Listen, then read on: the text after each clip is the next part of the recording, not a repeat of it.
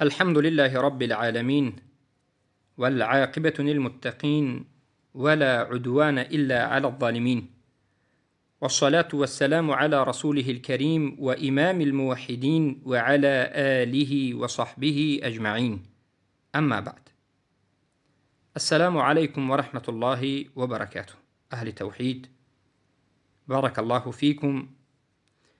بإذن الله سبحانه وتعالى این حلقه نهم ما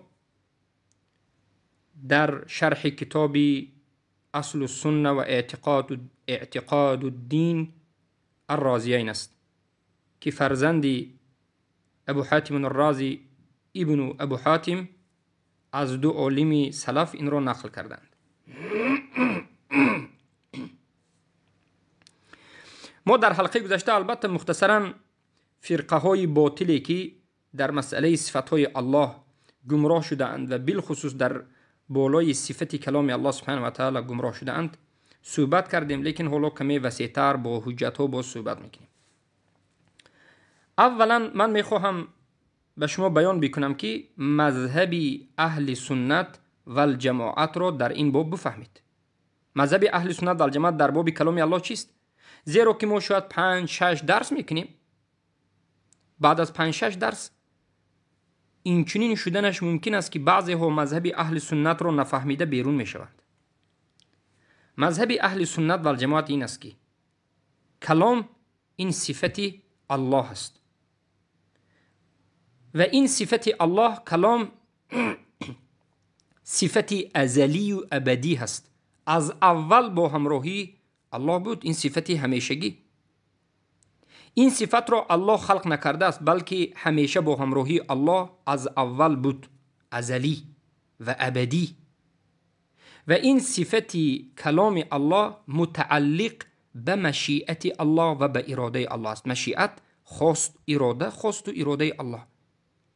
این یک صفت هست که صفت فعلی هست، یعنی کی که کدام زمانی که الله خواست صحبت میکند. الله پیش از این که صحبت کردنش رو به ما نقل کرده خبر داده باشد، پیش از این که در این دنیا آدم ها رو خلق کرده باشد، پیش از این که در این دنیا جن ها رو خلق کرده باشد، پیش از زمین و آسمان هم الله صفت کلام داشت. از اول صفت کلام داشت و همین کلام الله صفت فعلیه که به اراده و مشیعه الله تعلق دارد. هر وقتا که اراده کرد و خواست صحبت میکند. چخیلی که به محمد صلی الله علیه و سلم صحبت کرد، چخیلی که در شب معراج، چخیلی که به موسی علیه السلام صحبت کرد، چخیلی که قرآن را گفت و چخیلی که به ملائکه صحبت میکند و چخیلی که در روز قیامت صحبت میکند و غیره. و همین کلام الله صفت الله است.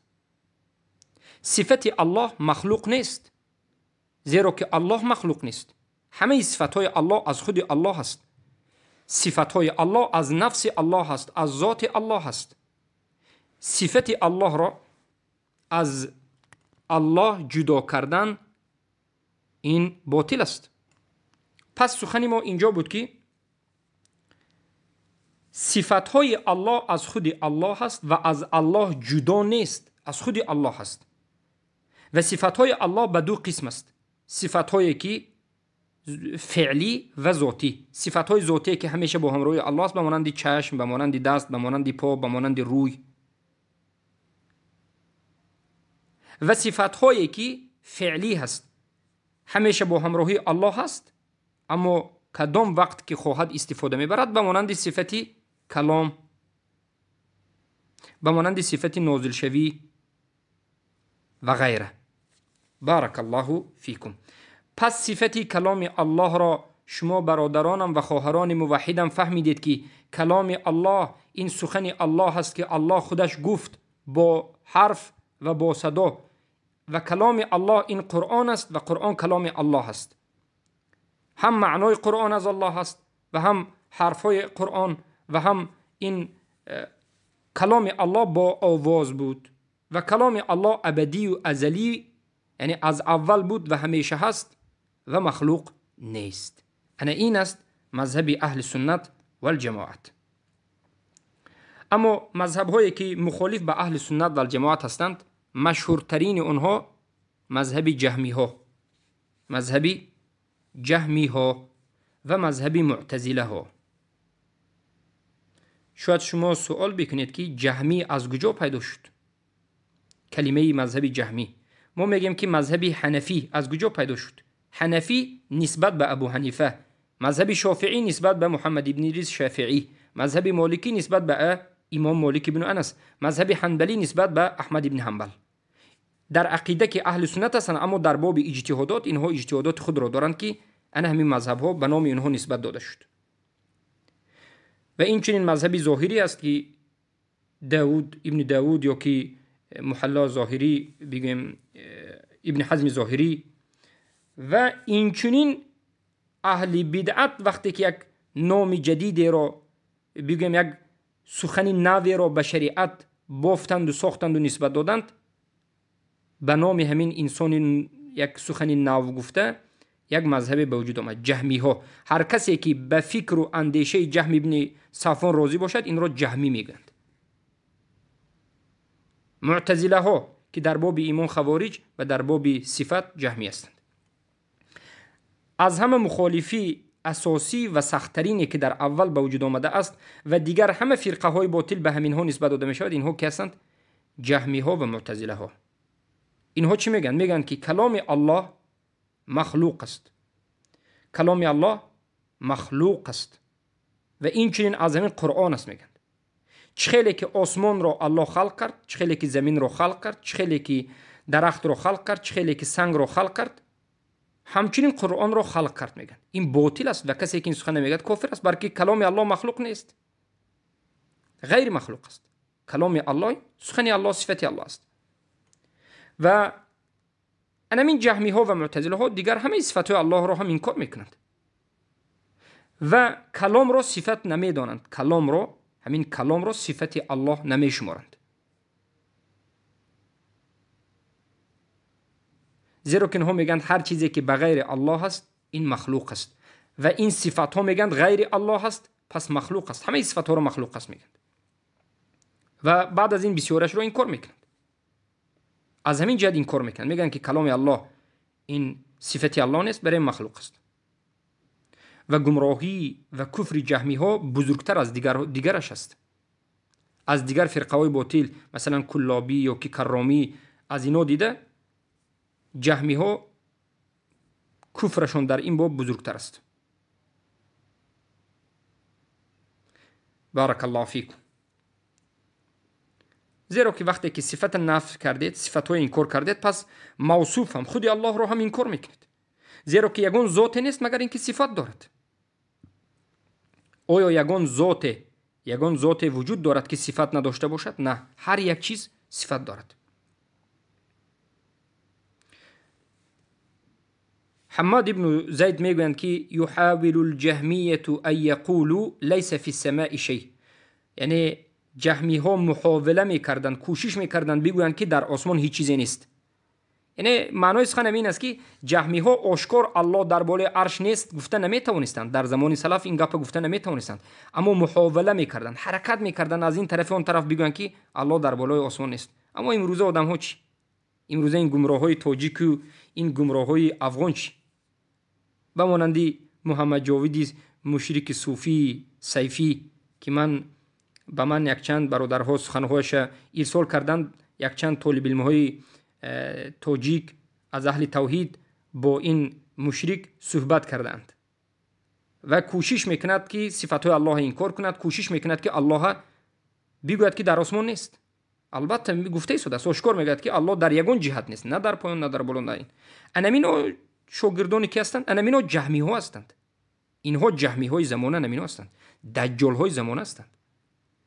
لیکن من از این برادرهایی که قطعی محمد جاوید صوفی بحث میکند خواهش میکنم که وقتی که شما دیده و دانسته به محمد جاوید صوفی زنگ میزنید یا و به شما زنگ میزند، السلام علیکم و رحمت الله و برکاته نگویید، استاد نگویید، اونا بارک الله فیک، بخشش میپرسم، معذرت، این چنین سخنها نشود.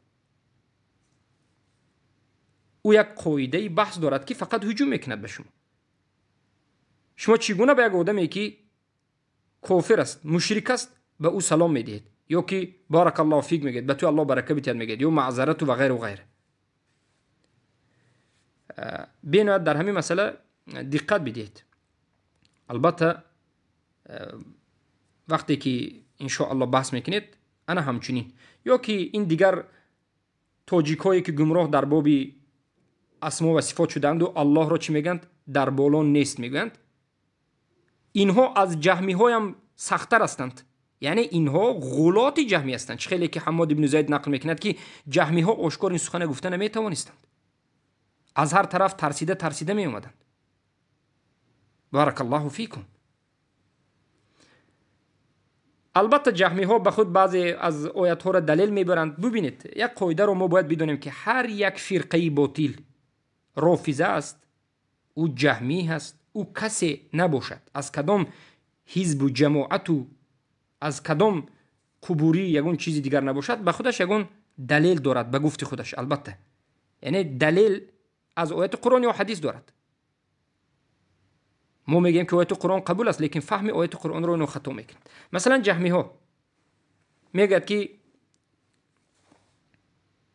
یعنی الله خالق کل شیء، سوره رعد آیه 16، الله خلق کننده همه چیز است، پس الله صفتش هم خلق کرده است. اعوذ بالله. این باطل است. این سخن کی گفت؟ این سخن آیا یگون نفر از سلف گفتند؟ نه، از هوا گفتند.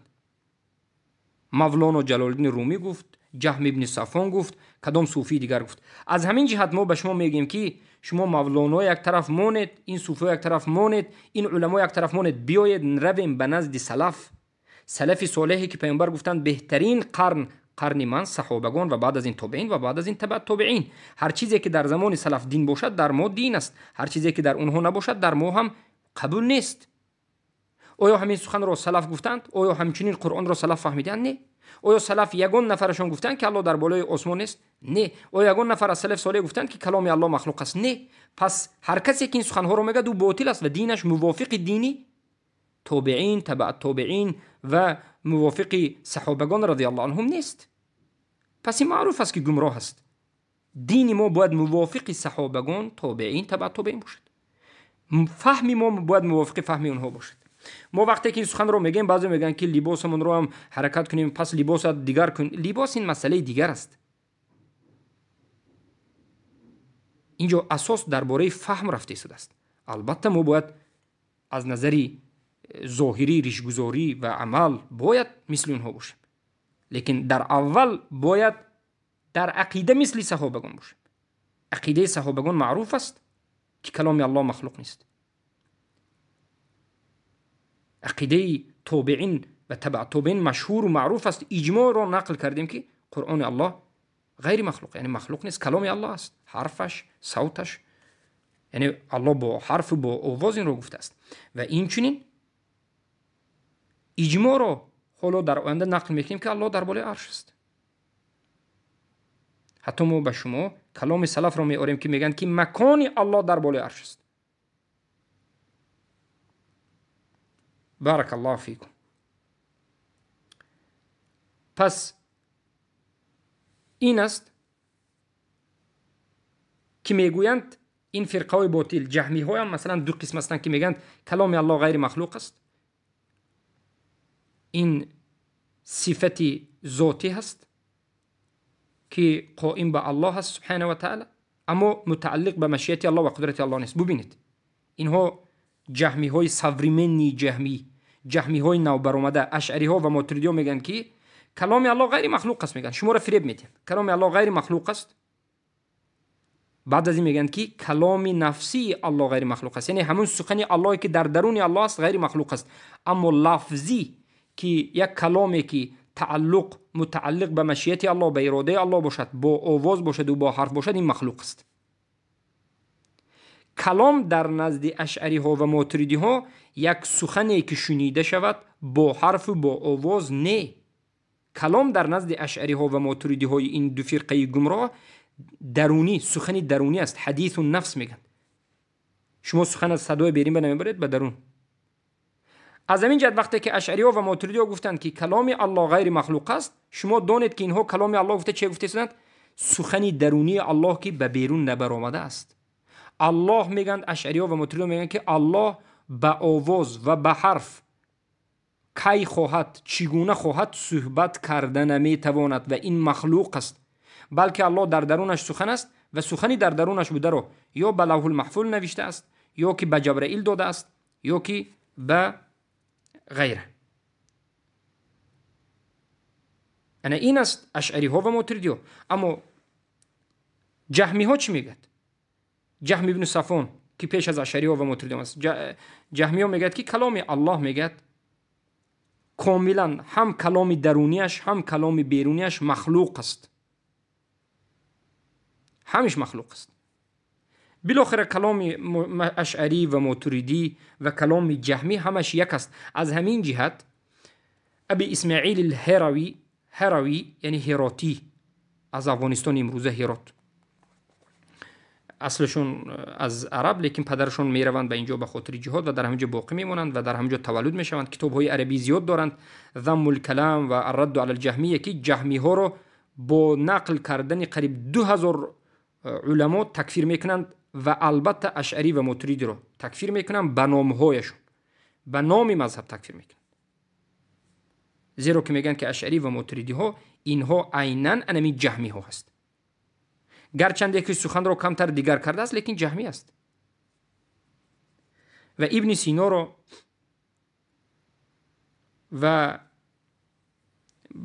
بگیم بعضی از علمای دیگر ابن سینا رو و بعد از این اومده ابن عربی رو و جلال الدین رومی، مولوی جلال الدین رومی که کتابی مثنوی معنوی دارد تکفیر میکنند، چرا که اونها رو هم کلام الله رو، نه فقط کلام الله، همه صفات الله رو انکار میکردند، کلام الله رو مخلوق میگفتند. در نزد ابن سینا اصلا کلام وجود ندارد، اصلا الله سبحانه و تعالی نه کلام درونی دارد نه کلام بیرونی دارد، نه مخلوق هم نیست، خالق هم نیست، کلام وجود ندارد در نزد ابن سینا.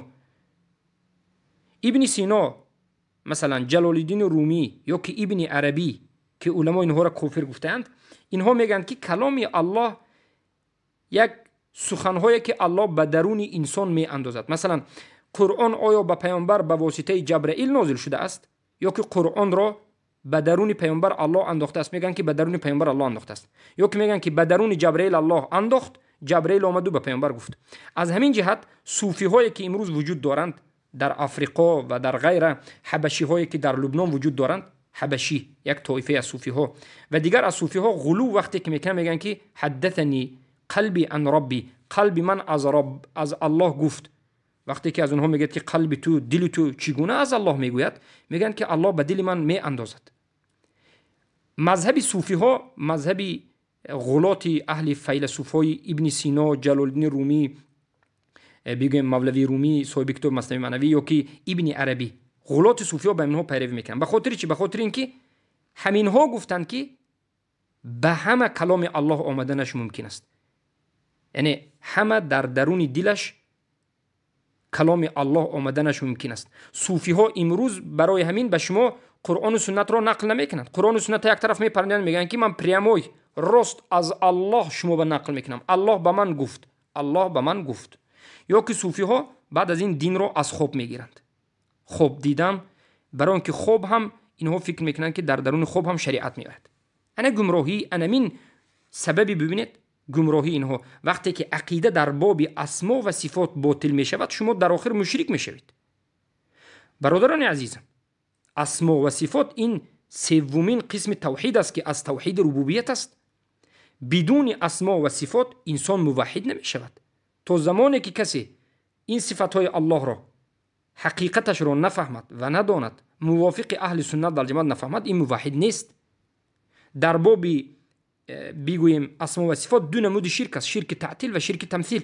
یا که الله را به یگان چیزی به مخلوقات مانند می کند، مشرک می شود، ممثل می شود، یا که الله را انکار می کند، صفات های الله را، بالاخره الله را انکار می کند، وجود داشتن الله را انکار می کند و باز مشرک می شود. انکار هم مشرک می شود. امروز به من برادر موحد یک نوار را ارسال کرد که عبدالرحیم قزاقانی، یک شرقشناس گمراه دیگری تاجیک که در تاجیکستان بینید معروف است، درباره صفت الله سبحانه و تعالی سخن کرده است. بارک الله فیکم. یعنی درباره سر قبر صحبت کرده شده است و از کتاب روحی ابن القیم جوزی سخن میکند و خواب را ذکر میکند. اینها از خواب دلیل میگیرند. خواب دلیل نمیشود. بهترین انسان هم خواب بیند دلیل نمیشود، بجز خوابی که رسول الله میدیدند یا بجز خوابی که صحابگان میدیدند و رسول الله اقرار میکردند. بعد از وفات رسول الله خواب من شما رو کی اقرار میکند یا کی بیان میکند؟ خوب حجت نه، دین ما کامل شد، تمام است. و همینها هم چی میگن؟ الله در بالای عرش نیست میگن. جهت ششگانه رو انکار میکنن.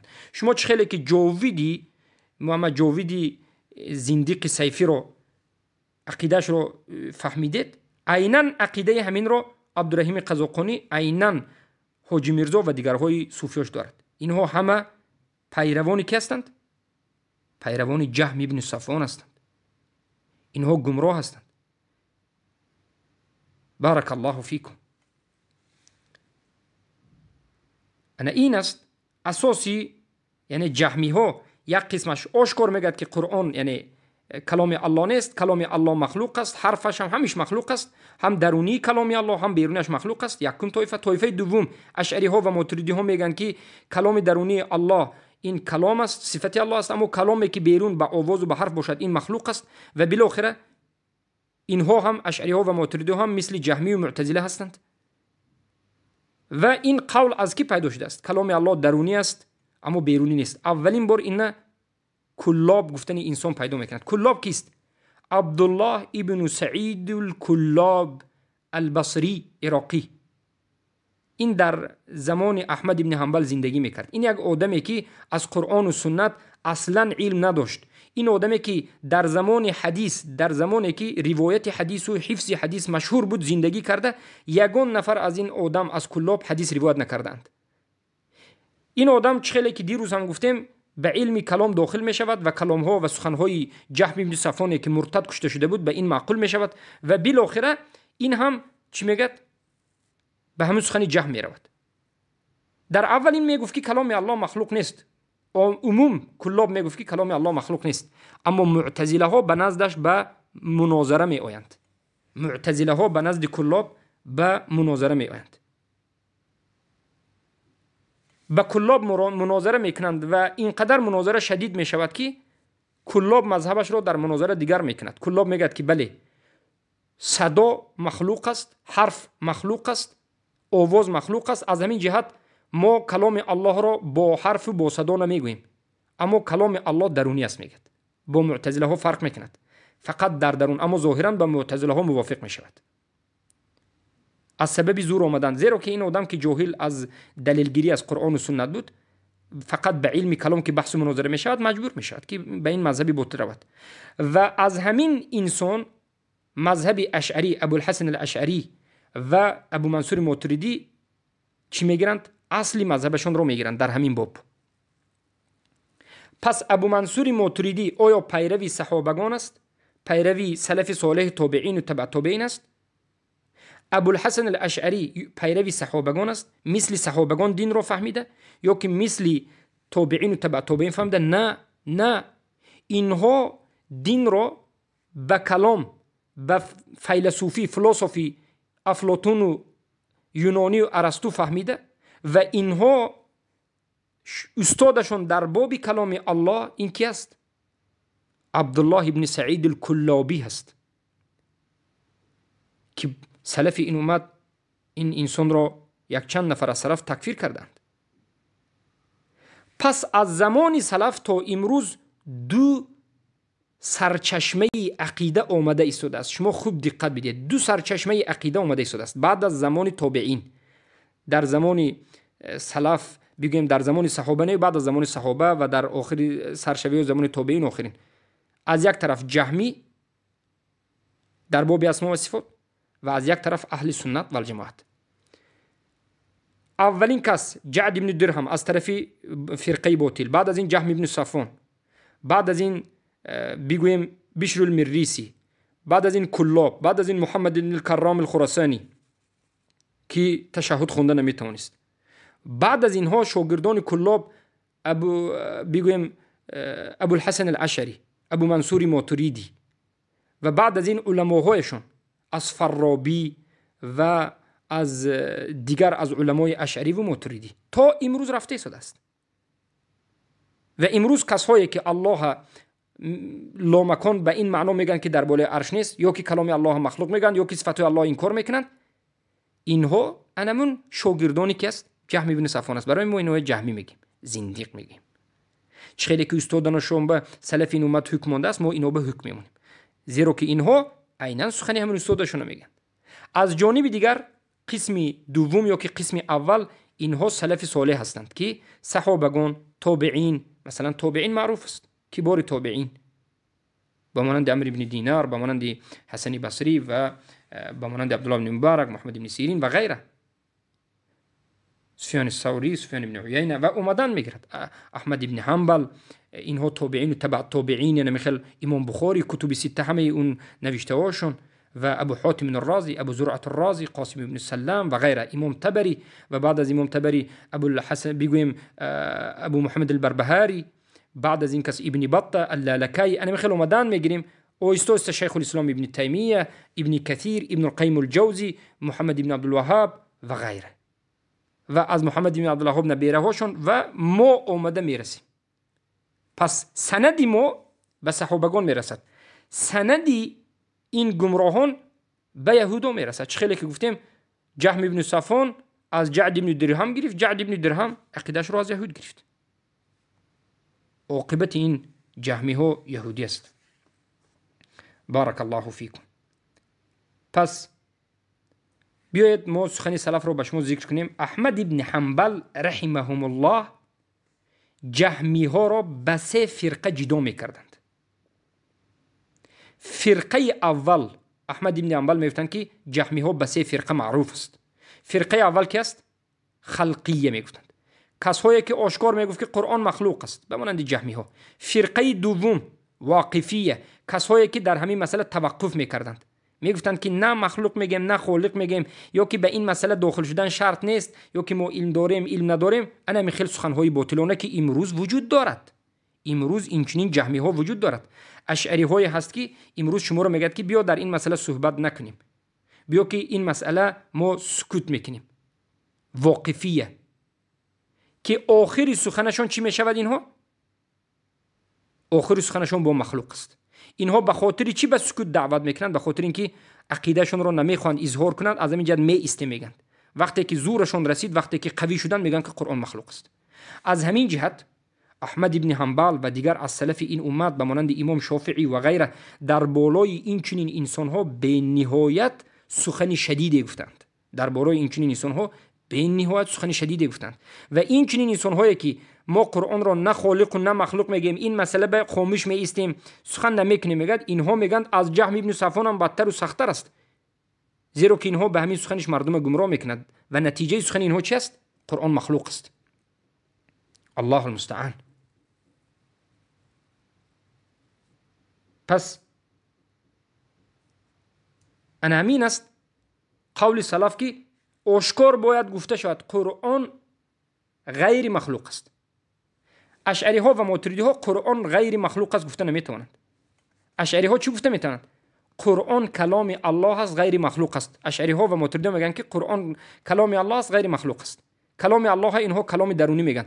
اما اشعری ها مجبور کنید، ماتریدی ها مجبور کنید که قرآن غیر مخلوق است بگو، نمیگید. برای اینکه قرآن در نزد اونها مخلوق است. کلام الله وقتی که میگن کلام درونی الله رو در نظر دارند. احمد ابن حنبل، اسحاق ابن راهوی، قتیبه و عثمان ابن ابی شیبه، محمد ابن مقاتل عبادانی و ابن ابی عمر، همه این علما کسایی که واقفه هستند در مذهب دوم هستند، جهمی هایی که ما قرآن نه خالق و نه مخلوق میگیم، میگن که شر من طائفه الاولى. انا من واقفی ها ما قرآن نه خالق و نه مخلوق میگیم، اینها بدتر از طائفه اول از جهمی ها هست. این سخنی که است احمد ابن حنبل، اسحاق ابن راهوی خراسانی، قتیبه، عثمان ابن ابی شیبه، که اینها همشون علمای چی بودن؟ عصر دوم سوم بودن. اسحاق 238 فوت کردن، قتیبه 240، عثمان ابن ابی شیبه 200 والله علم 60 بود، 80 بود. انا همچنین.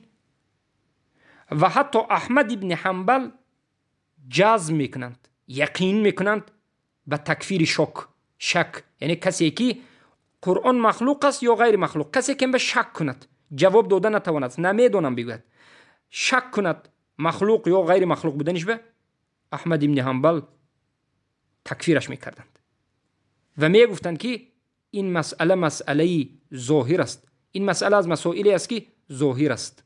شما نظر کنید به کتاب السنه للخلال و نظر کنید به کتاب ابن بطه یا رد علی الجهمیه ابن ابی حاتم، تکفیر میکردند. انا این فرقه چی بود؟ فرقه دوم. فرقه سوم فرقه لفظیه است. فرقه لفظیه احمد ابن حنبل میگن که سیومین نمود جهمی ها اینو که هستند اللفظیه. یکمش یعنی میگفت است که قرآن مطلقاً مخلوق است. دومش میگفت است که اینا میگن خلقیه، یکم طایفه خلقیه، طایفه دومی جهمی ها وقفیه، سیومین طایفه جهمی ها اللفظیه. لفظیه امروز در بین تاجیکان وجود دارد. اللفظیه اینها کیا هستند؟ میگن که الفاظنا بالقرآن مخلوقه، لفظهای ما به قرآن مخلوق است. میگن با همین سخن شروع میکنند.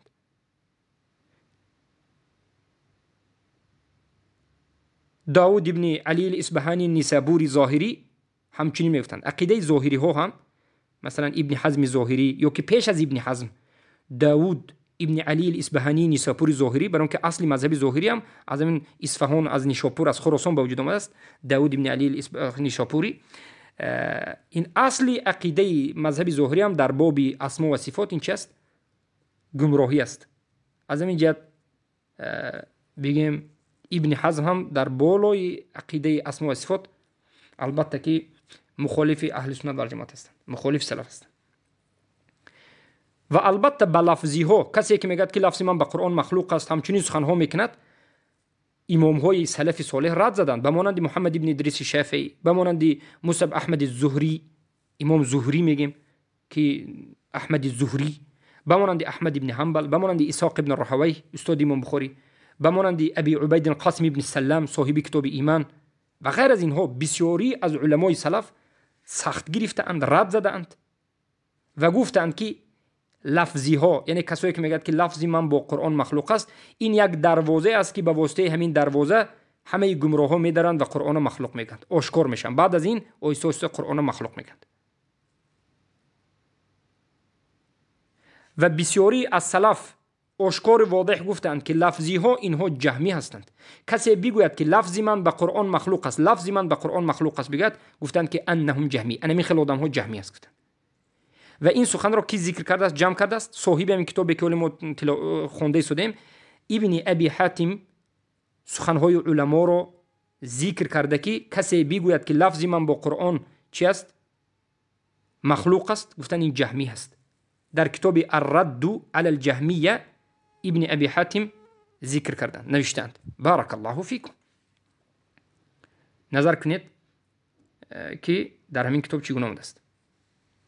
پس لفظی ها اینها عقیدهشون باطل است. لفظی ها که هستند؟ امروز ما در بعضی از تاجیک ها میبینیم، بعضی از طالب علم های تاجیک میگن که ما در مسئله قرآن آشکار نمیگیم که غیر مخلوق است یا که آشکار نمیگیم که مخلوق است، بلکه میگیم که لفظی من به قرآن مخلوق است. لفظی من به قرآن مخلوق است.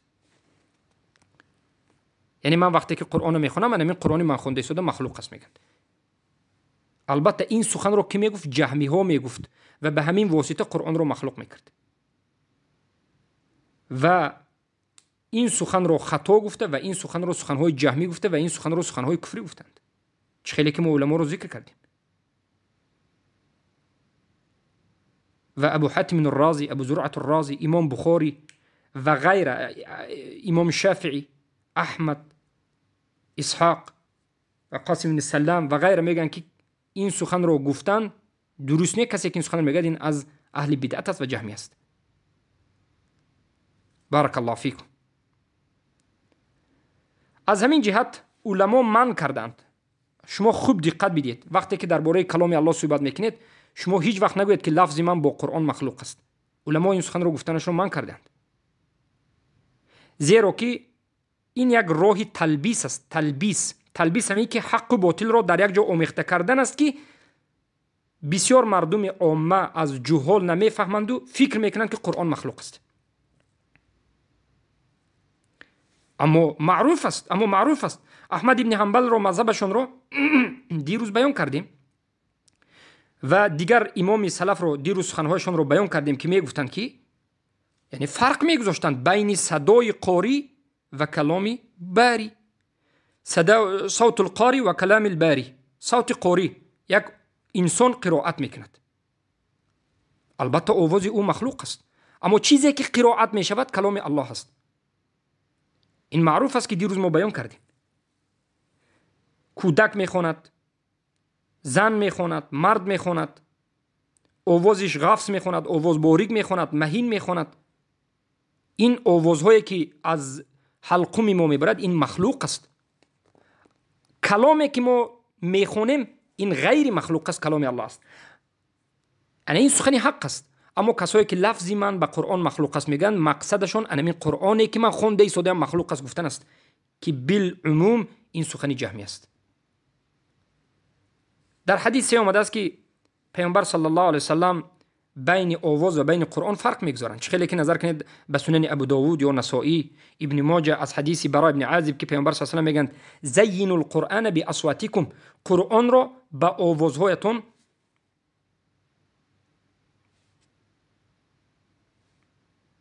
الله المستعان.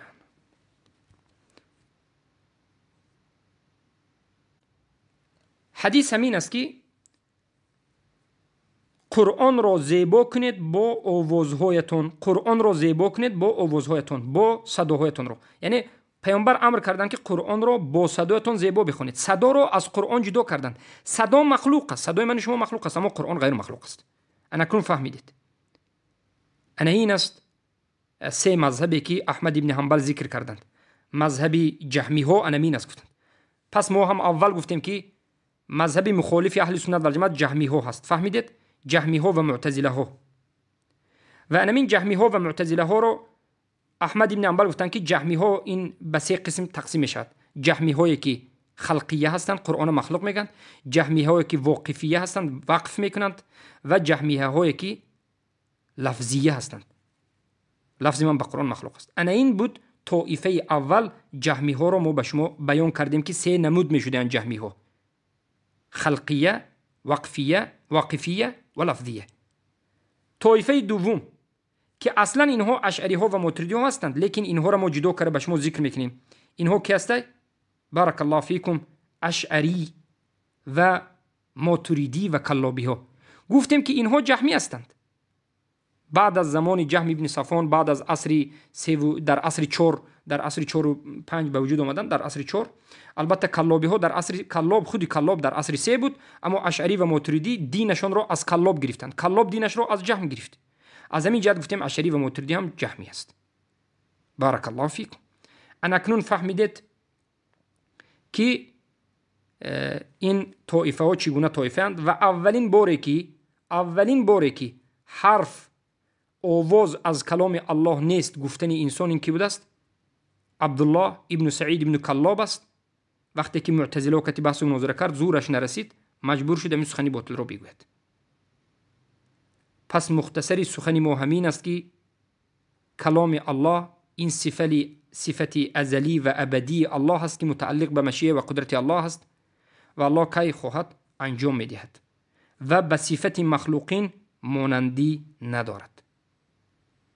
چخیلی که به شأن خودش میزیبد همچنین است. بارک الله فیکم. و همه طایفه هایی که مخالف اهل سنت و الجماعت هستند اینها گمراه هستند و سلف این امت این طایفه ها را بگویم جهمی ها، معتزله ها، اشعری ها و ماتریدی ها، کلابی ها، کرامی ها محمد ابن کرام خراسانی، این هم در باب قرآن همچنین میگد که قرآن کلام الله هست، حقیقتش هم با حرفش، هم با آوازش، هم با معنایش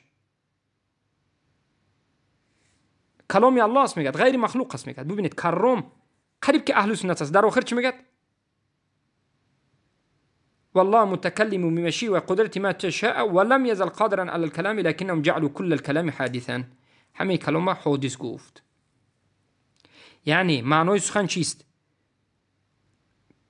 کرامی هایی که اینها هم در باب اسما و صفات و در باب ایمان به جهمی ها رفتند، مثل اهل سنت در جماعت سخن میکنند، اما کلام الله را ازلی نمیگند. یعنی کلام الله در اول نبود میگند. همین صفت کلام در اول با همراهی الله نبود. الله در اول صفت کلام نداشت، تو این چیزی نو پیدا شده است میگند. البته این هم یک باطل است، بلکه ما خیلی گفتیم صفت الله از اول با همراهی الله بود، از ازلی. این طایفه سوم است. طایفه یکم جهمی ها که با سه فرقه گفتیم، طایفه دوم اشعری و ماتریدی و کلابی ها، طایفه سوم کرامی ها، طایفه چهارم اقترانی گفته یک طایفه است که اینها هم باطل. طایفه پنجم مثلا فلسفه اصلا بالکل کلام الله را چخیلی که گفتیم انکار میکنن. اینها کلام گفتن چیز چی میفهمند؟ الله به درون انسان انداخت، تمام. الله نه کلامی درونی دارد نه کلامی بیرونی دارد. الله فقط یک چیز به درون انسان میاندازد. این کی است؟ کسایی که خودش به اسلام نیست. این ابن سینا و کسانی که پیروی از ابن سینا کردند و علما اینا تکفیر کردن ابن سینا را به این سخنش، یا که بعضی از علماهای دیگر به مانند ابن عربی و غیره. بارک الله فیکم. و طایفه ششمی که مخالف اهل سنت و جماعت در این باب است، اینها کی هستند؟ کسایی هستند که اتحادیه یا که حلولی ها یا وحدت الوجود، کسایی که میگن که همه چیز الله هست و الله هم همه چیز است. این کی است؟ همون ابن عربی است. طایفه ابن عربی و ابن عربی که به الف لام گفته میشد ابن عربی، غلات صوفی. و مثلا از فارسا مولوی جلال الدین رومی صاحب کتابی مثنوی معنوی، اینا میگن که هر کس سخن کند این سخن الله است. هر کس سخن کند سخن الله است، زیرا که الله در درون همه است. الله در درون همه است. الله در درون حیوان هم است. الله در درون زمین هم است. الله در درون انسان هم است. پس همین صدای سگی که میبرد اعوذ بالله، صدای انسانی که میبرد، صدای هر حیوانی که میبرد، این صدای الله است. میگن اعوذ بالله من ذلک. این سخنی کی است؟ ابن عربی طایفی و ابن بگویم سخنی همون صاحب کتاب مثنوی معنوی جلال الدین رومی میگن که این کتاب مثنوی معنوی هست قرآن با زبان فصیح. همین است. از همین جهت سبحان الله جلال الدین رومی سجده میکرد به استادش، فیروزی بود والله اعلم. اونا الهی خودش میگفت، سخنی اونا سخنی الله میگفت. حتی ابن عربی طایی میگد که و کل کلام فی الوجود کلامه سواء علینا نثره و نظامه. هر یک کلامی که در وجود انسان وجود دارد این کلام الله است. فرق ندارد که اینمو نثر کنیم یا نظم کنیم. این کلام ابن عربی است. نظر کنید به کتاب فتوحات المکیه مجله 4 صفحه 141. انا با همین مذهب اهل سنت و جماعت رو فهمیدید و مذهب همه فرقای باطل رو فهمیدید. انا اکنون فهمیدید که مخالفت ما با این جهمی ها، ماتریدی ها، اشعری ها در کجا بوده است و فهمیدید که سلف این امت کسی که قرآن را مخلوق تکفیر میکردند، کسی که عذر دهد قرآن را مخلوق گفته رو، یعنی عذری شود، این رو هم تکفیر میکردند. قرآن مخلوق گفته رو تکفیر نکنه تکفیر میکردند. علم طالب المشروع. و ما در این مسئله سخنهای علما رو در حلقه گذشته ذکر کردیم. مذهب سلف صالح در باب اسما و صفات چیست؟ هر چیزی که الله و رسولش اثبات کردن همچون صفت و هر چیزی که الله اثبات کرد به نفسش، انمین صفت الله است. به خودش اضافه کرد، این صفت الله است. و ما بدون کیفیت چگونگیش رو نمیدانیم و چگونگی او رو نکفته ایمان میاریم. و صفتهای الله صفتهای ازلی با همراهی الله است. از اول همه صفتهای الله ازلی است و بعضی از صفتهای الله چی است؟ ذاتی با ذات الله، همیشه با ذات الله است. و بعضی از صفتها است که صفتهای فعلی است که الله کی خواهد انجام میدهد. ما ایمان میاریم، قبول میکنیم، تصدیق میکنیم، اما تحریف، تأویل، تکییف نمیکنیم. این است بالعموم عقیده سلف صالح که سلف این امت ذکر کردند. ابو حاتم الرازی هم ذکر کردند، احمد بن حنبل ذکر کردند و مذهبی سلف را با کی ذکر کرده است؟ ابن قدامه در کتاب لمعة الاعتقاد ذکر کردند و شیخ الاسلام ابن تیمیه در کتاب فتح الحمویه عقیده التدمریه این هر دو کتاب ذکر کردند و دیگر از علما به مانند امام الذهبی در کتاب علو و عرش ذکر کردند. بارک الله فیکم و حیاکم الله بیاکم. با همین این حلقه سخنهای ما درباره اثبات صفت کلام الله به پایان رسید. در حلقه آینده باذن الله شروع میکنیم صحبت کردن رو درباره القدر. قدر نیکیش و بدیش همش از جانب الله هست. درباره انمین قدر ان شاء الله سخنی سلفی صالح را و اینچنین رازیین را که ابو حاتم رازی و ابو زرعة رازی گفتند شرح خواهیم داد. السلام علیکم و رحمت الله و برکاته.